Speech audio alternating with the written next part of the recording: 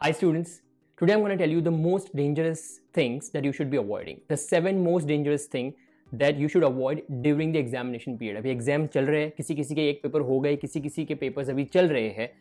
इस सिचुएशन में आपको ये सातों चीजें अवॉइड करनी है कंप्लीटली. देखो इन 7 में से आप क्या कर रहे हो और मुझे कमेंट में लिख के बताओ. आपका स्कोर होना चाहिए 0. ये सातों में से कुछ भी नहीं करना है आपको. अगर आप कर रहे हो तो डेफिनेटली आपके स्कोर में इंपैक्ट होगा और नेगेटिव इंपैक्ट होगा. ठीक है, और मैं रिसर्च की बेसिस पे बता रहा हूँ बिकॉज मैंने देखे स्टूडेंट्स को ये सब चीज़ें करते हुए और ये चीज़ हमें कंप्लीटली अवॉइड करनी है. तो ये सातों चीज़ें मैं आपको रिवर्स ऑर्डर में बताऊंगा. 7, 6, 5, 4, 3, 2, 1. 7 least dangerous and the first one is the most dangerous. Okay, तो ये सातों चीज़ें मेरे साथ चेक करते रहो and see that you are also not doing this. तो चलिए शुरू करते हैं. Number 7, all nighters. अगर आपको लग रहा है कि आप एग्जाम के पहले रात भर जाग के अच्छे से पढ़ लोगे और फिर एग्जाम देने जाओगे, ये चीज़ अभी बंद कर दो. Avoid doing this right now. अगर आप कर रहे हो तो इसको स्टॉप करना, because the more you do this, इससे होता क्या है, this directly impacts your mind. आपकी एफिशिएंसी 50% खत्म हो जाती है. ओके, आपको लगता होगा एक रात पहले अच्छे से पढ़ लेंगे पूरी रात जाग के और फिर एग्जाम देने जाएंगे, बट बहुत सारे स्टूडेंट्स ऐसा करते हैं. इसको अवॉइड करो राइट नाउ. अगर आप कर रहे हो तो आज से इसको स्टॉप कर देना. एक दिन पहले अच्छे से पढ़ाई कर लो मगर रात को नहीं. Give your brain a good amount of relaxation period. Give it time. Okay, उसको थोड़ा रिलैक्स करवाओ and then go for the examination. And that's why a good sleep is necessary before you go for the exam. Number 6, doubting yourself. आपको पता है 70 to 80% engineering students है ना खुद पे डाउट करते हैं.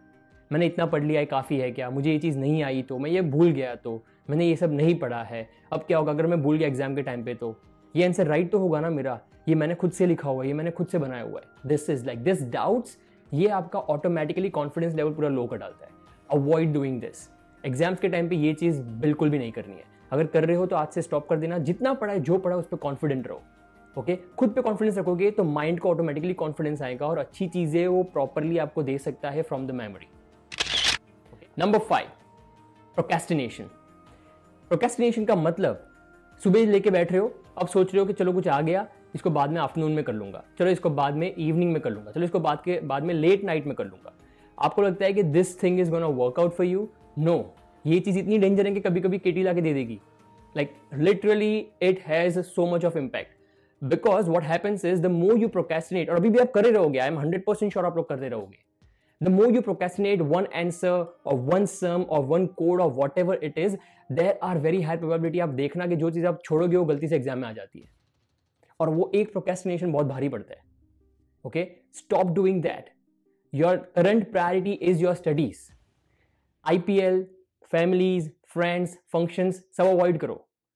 उस चीज में उसके लिए आंसर्स को, क्वेश्चंस को, पढ़ाई को प्रोक्रेस्टिनेट नहीं करना है. ओके, जो जब सोचा है तब get it done, period. Number 4, comparing your preparations. खुद के प्रेपरेशन को कंपेयर करना. 99% इंजीनियरिंग स्टूडेंट्स ये करते हैं, मन में करते हैं या फिर सामने भी कर लेते हैं. दैट इज, मैंने 20 आंसर पढ़े, मेरे फ्रेंड ने 25 पढ़े, अब मुझे डाउट आ रहा है कि मैंने 5 जो छोड़ दिए उसमें से एग्जाम में ना आ जाए.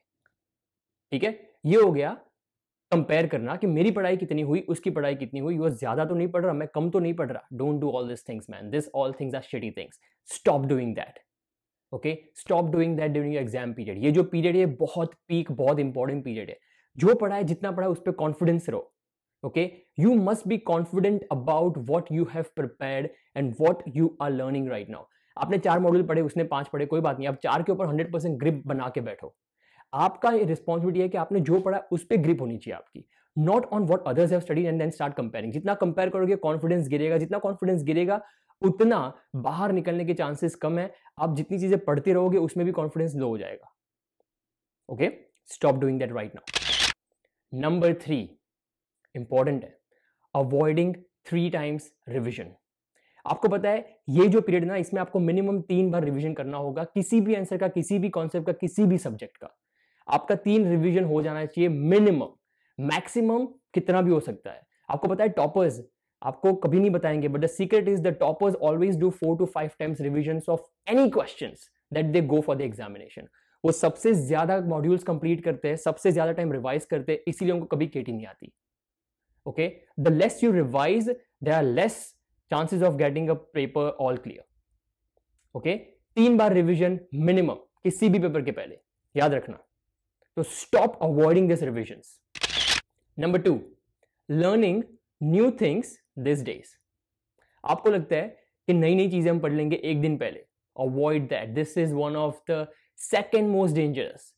When you learn something new in this period, you are in danger by default, because this time, this period is about the revision. अगर आपको कुछ नई चीज पढ़नी भी है ना, तो एक रूल लगाओ, 70-30 रूल इंप्लीमेंट करके चलना।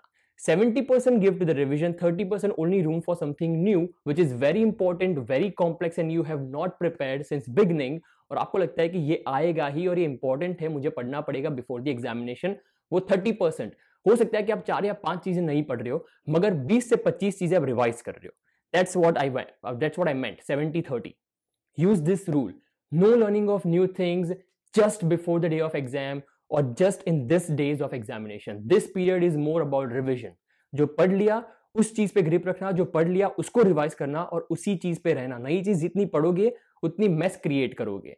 पता है कैसे? इसका एक साइंटिफिकल प्रूफ है। जो नेक्स्ट अपना नंबर 1 आ रहा है, उस नंबर 1 के साथ नंबर 2 को अटैच करके मैं आपको साइंटिफिकल प्रूफ बताऊंगा कि किस तरीके से वो आपको कंप्लीटली डिस्ट्रॉय कर सकती है आपके एग्जाम में। Number 1 thing, the most dangerous, मगर उसको बताने से पहले make sure you download the bring it as app and have your all study materials prepared. सारी क्वेश्चन बैंक पढ़ाई करना। जो बीएच की किट हमने पब्लिश करी है, वो किट को लो, पीडीएफ सारे व्हाट्सएप ग्रुप में मिल जाएंगे आपको। वो किट के सारे क्वेश्चंस और पूरे क्वेश्चन बैंक के क्वेश्चन कंप्लीट करो, पूरे क्वेश्चन बैंक के questions.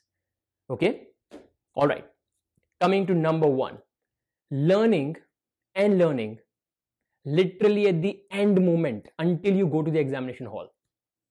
99% engineering student exam hall में जाते हैं, वहां पे बेंच पे खड़े खड़े बैठे बैठे कंटिन्यूसली उस बुक को पढ़ते रहते हैं जब तक प्रोफेसर आके तुमको ये ना बोल दे कि भाई बुक रखो, मैं पेपर देने वाला हूं। The more you do this, that means you are completely destroying your entire self-confidence of your mind. अब मैं बताता हूं एक साइंटिफिकल प्रूफ। ज्यादातर ये करने से क्या होता है ना, you will forget many things that you have prepared in these days. पूरे वीक्स में जो भी पढ़ा रहेगा ना, वो सब ज्यादातर भूल जाने के चांसेस बढ़ जाते हैं जितना आप एंड मोमेंट तक पढ़ते हो। इसका साइंटिफिकल प्रूफ मैं आपको देता हूं।